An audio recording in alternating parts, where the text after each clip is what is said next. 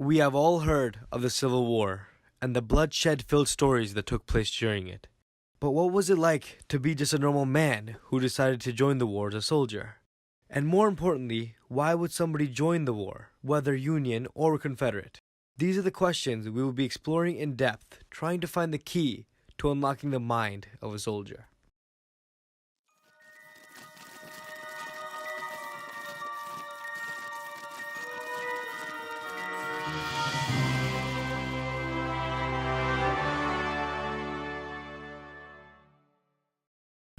For those who don't know how the Civil War started, it was because of the Confederate bombarded the Union soldiers at Fort Sumter.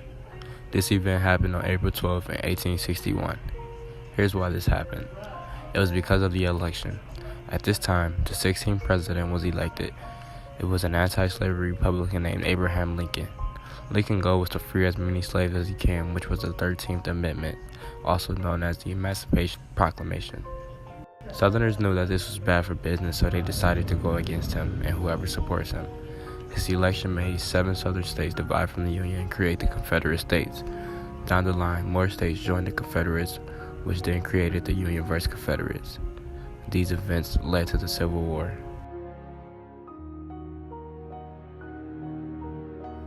The Union Army was the main military force for the North during the American Civil War from 1861 to 1865.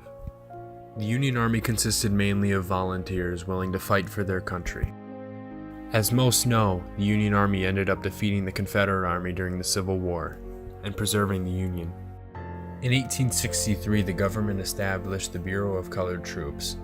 By the end of the Civil War, roughly 179,000 black men, or 10% of the Union Army, served as soldiers. The average ages of Union soldiers usually ranged from 18 years to 45 years, although in certain cases there were boys as young as 12 years old who often served as cavalry buglers or drummer boys.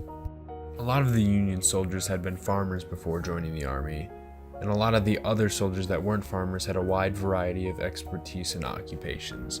Those occupations ranged from industries to engineers, hairdressers, mechanics, and even college professors.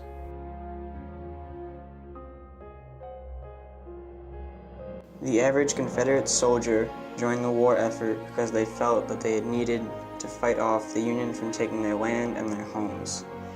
Others thought that if the Union won, it meant that the African Americans would now be on equal footing with the whites. Some just joined to help earn money for their small farm down in the South. When these Confederate soldiers moved from their farms to the war camps, they found that they were placed in small tents that were crammed with 20 soldiers. These tents were small and unclean and didn't keep out the harsh weather conditions.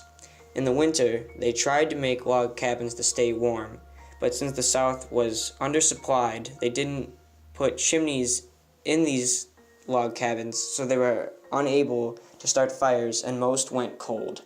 This made the winter very harsh for the Confederates. The researchers were able to find interesting facts about soldiers from the Civil War and look into the lives of any odd person who wanted to join the war. Both Confederate and Union soldiers were, at the end of the day, just normal people, and knowing their motivations helps us understand the Civil War better. The researchers were also able to uncover authentic footage of interviews taken of both a Union and a Confederate soldier during the war. This is their story.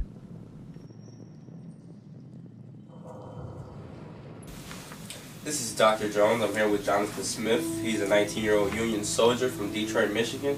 Jonathan, could you please tell us a little about yourself? Well, thank you, Dr. Jones. Well, I grew up a simple life. My father worked in a factory, and my mother was a stay-at-home mother who took care of me and my 3 siblings.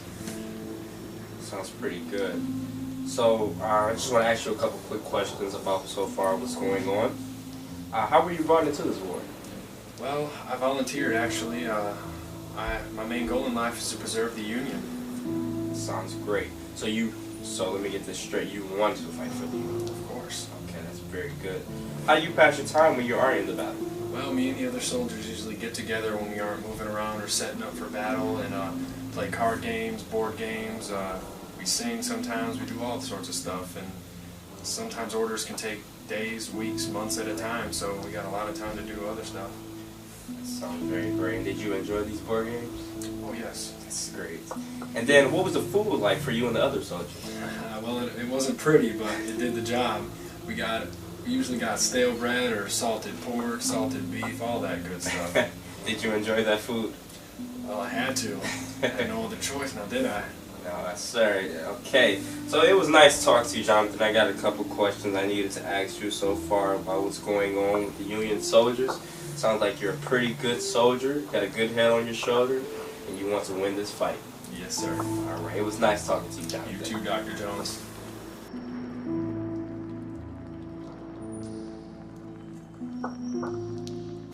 Hello, my name is Dr. Gray, and this is Randy Johnson, a Confederate Hey, excuse me, sir.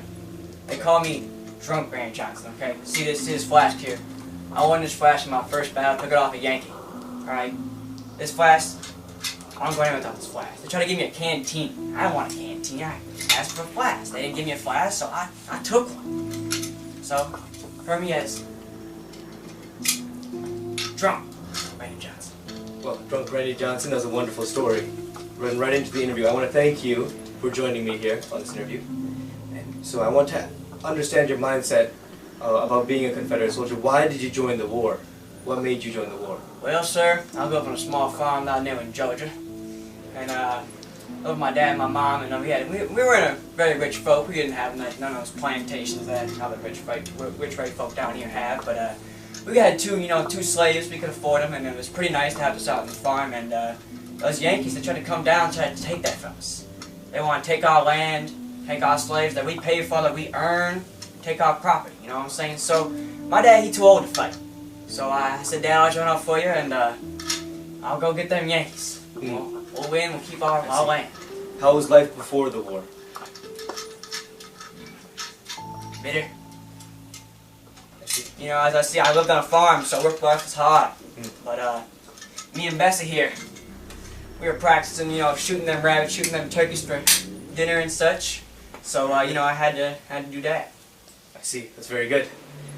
So how did you pass time while battles weren't going on? What did you do to fill up that time? Well, sometimes we would go to a shooting range, practice our shots. Probably wasn't that efficient, but I tried. And then we also like to play, card games, a little bit of chess here and there. Baseball was originally played once or twice, but the best time was when it got cold out in the winter. Alright, me and the boys went out back behind our tents and we threw snowballs. Those were good Snowballs. times. That sounds like a good time. Oh yeah, very I wish I was there. Oh, That would have been a yes. very good time. Yes. So, other than snowballs, you must have been hungry. Hungry all through the war. What did you eat? What did the food taste like? Bitter. Not good. Not good. We had some old bread, so small amounts of bacon sometimes, and some. Bacon. Yes, it didn't taste very well. My stomach went empty most days. I see. We also had some peas on the side. That's a lucky time. What about drinking? What did you drink? Oh, like I said, sir, Oh, of course. just don't leave Of my course. side. That's all I drank. Every time I went to battle, I was drunk. I was like, oh, Very Randy good. Johnson. Drunk every time in battle. Oh, I'm sure you did wonderful. Oh, kind sir. Oh, perfect. I lost my bayonet to a horse because it came charging at me. It was a scary time back then, I couldn't get my bayonet back. But it was either the horse and that guy or me. I see. Wow, you're a wonderful soldier. Thank you, sir. Perfect. Well, I want to thank you for joining me in this interview. You did a wonderful job. Thank you, You're a sir. very inspiring character, and I will continue to learn from you in the future. Thank you, sir. Thank you. You have a good one. You as well.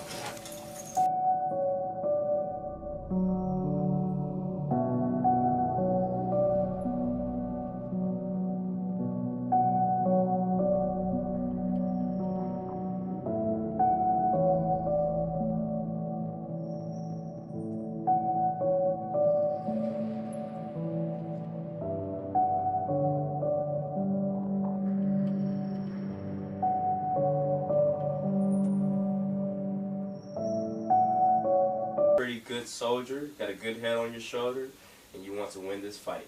Yes, sir. All right. It was nice talking to you, Jonathan. You too, Dr. Jones. And see.